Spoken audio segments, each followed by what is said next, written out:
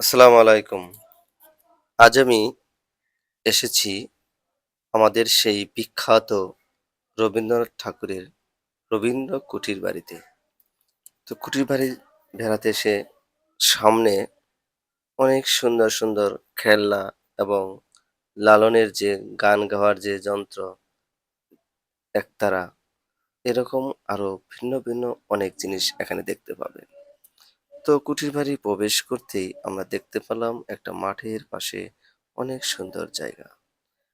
তো এই কুষ্টিয়া জেলার কুমারখালী উপজেলার শিলাইদহে অবস্থিত। বিশ্বকবি রবীন্দ্রনাথ ঠাকুর জীবনের একটি গুরুত্বপূর্ণ সময় এখানে কাটিয়েছেন এবং তার বিখ্যাত সাহিত্যকর্ম এখানে রচিত হয়েছে।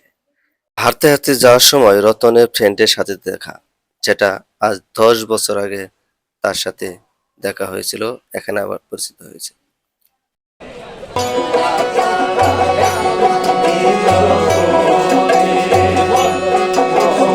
এখানে অনেক সুন্দর জায়গা এবং দেখতেও খুব ভালো লাগলো।